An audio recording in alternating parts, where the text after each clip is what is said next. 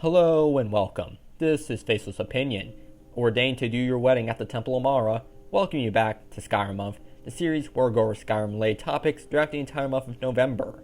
Yesterday, I did a video about who I consider to be the top 10 wives in the game. Now, I'm here to do the other end of the spectrum. You heard that right, I'm going to be doing the top 10 husbands. Whether you are the small percentage of Skyrim players that are female, you're gay, or if you're into role-playing, I want you to know, I got you covered. I will be using the same qualifications I used in the waifu video, so with all the formalities out of the way, let the great husbando war commence. Number 10. Umlaug. Working as a smelter in the city of Markarth, Umlaug is a hard-working man who spends his day shoveling in and smelting all the silver that comes out of sitting in a mine. When you first approach him, he will tell you to get lost because he is working, but he only says that to you not out of rudeness, but out of fear because of his boss, Mulush, is a bit of a slave driver, which is something you can do about by either persuading, bribing, or beating him up, whatever you fancy. After that, and talking to Umlaug, he will be grateful that you convinced his boss to get off his case, and no longer needs to worry about the beatings he was receiving, thus earning his loyalty and affection. Number 9. Pavo Attius. He is a miner who works and owns Kolskager Mine, out in the Reach. Alongside with his friend Gat, a man who fought alongside in the Great War, the two of them have a good thing going on by mining gold. At least they did, until the Forsworn stormed in and took control of the mine, causing the two miners to flee to Left-Hand Mine, right side the city of Markarth. Upon meeting Pavo, he will tell you to avoid going to the mine since it is too dangerous, but that isn't a problem for you since you are the all-powerful legendary warrior who has no equal. After making quick work of the Forsworn, Pavo will be impressed by your actions and will return back to his mine. However, it is unfortunate that when you marry him, you can't really move into his house next to the mine. I want to be within walking distance to an endless supply of gold. Number 8. Sondas Drenim. This dark elf right here has been digging up ore for over a century, and has dug his way into the number 8 spot. Sondas works as a miner over at Darkwater Crossing, where he spends his day inside of Golden Rock Mine excavating chromedom ore.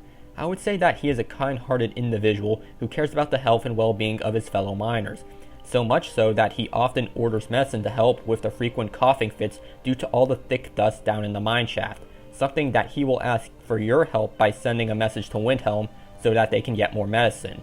Like I said, he is a good guy, such a good guy that he acts as a surrogate father to one of the kids who lives at Darkwater Crossing, a girl named Hrefna.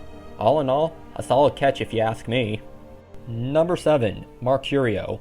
I am not a big fan of mercenaries, truth be told, which is why I never hire them, but upon learning about our friend Marcurio, I'm more than willing to reconsider.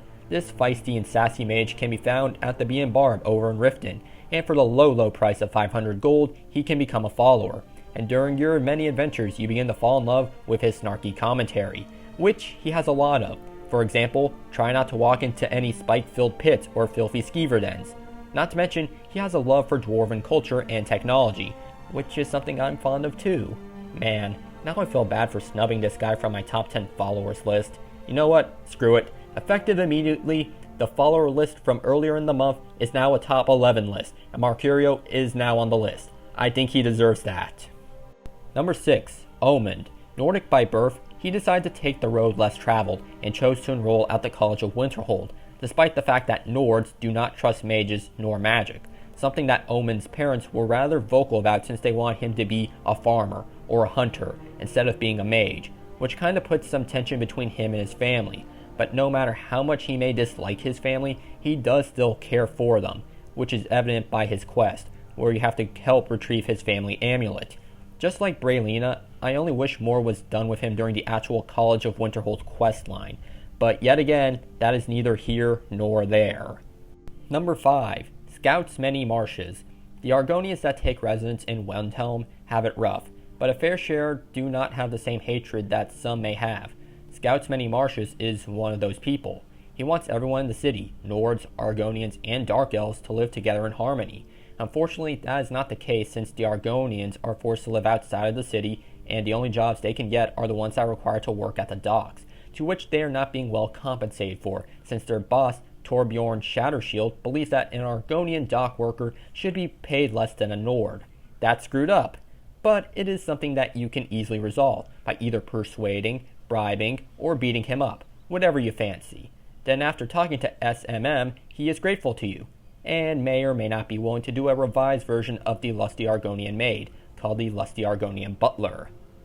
Number 4. Farkas. It should come as no surprise to no one that I would put Farkas on this list. He is, after all, my favorite member of the Companions. After all, he was in my top 10 followers list, and I'm going to quote what I said about him. When you first joined the group, Farkas was one of the first people to welcome you with open arms.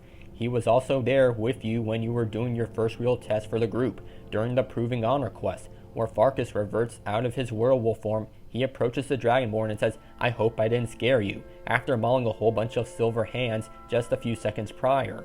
He may not be the smartest member, but that doesn't really matter.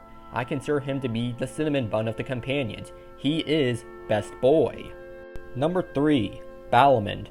Working as a blacksmith in the city of Riften, he takes his craft quite seriously, as he also serves as a skill trainer and can increase your level in smithing. He runs his shop, the Scorched Hammer, alongside his apprentice and adopted son, Asbjorn Fire Tamer. To earn the affection of Balimund, you'll need to acquire 10 fire salts so that he can use them to fuel his forge. One interesting fact about Balimund is that after you marry him, Asbjorn becomes your stepson. Now, I know this doesn't really change anything, nor does it really influence much. Hell, he isn't even a child, he's a full-grown adult, but I think it's a unique thing overall since you don't get to see dynamics like that. Number 2. Sorix Vinius.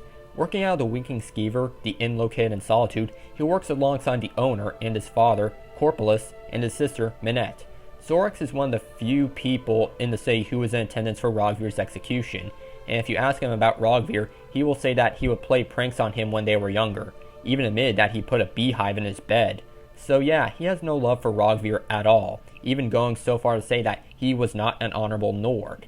To earn Sorix's affection, you will need to deliver a unique alcoholic beverage called Stros Mackay Rum over to Falk Firebeard over at the Blue Palace. Then after that, you can share a room with him at the inn and partake in some spiced wine.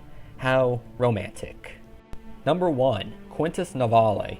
In my opinion, the best husband in the game must go to Quintus. Serving as an apprentice to the renowned alchemist Nerelian, he has an incredible sense of loyalty to his master, even though if you ask me, he's a bit of a dick. Anyhow, Quintus tends to his master as he is ill and dying, and in an attempt to complete his master's life work, he has you go out and search for the White Phial, an ancient relic that can replenish any liquid that is put inside. After locating and repairing the phial, he shows it to his master, who then passes away shortly after, happy that his life work was completed. After his master's death, Quintus takes over his shop. I would say that Quintus, right here, is a good man. Sticking by his master's side, tending to him, and finishing his life's work is honorable and deserves respect. Well, that should conclude my list. Not gonna lie to you guys, this was kind of a weird video for me to make, but here it is. Now, did you agree with my list? Who is your favorite husbando? Tell me in the comment section down below.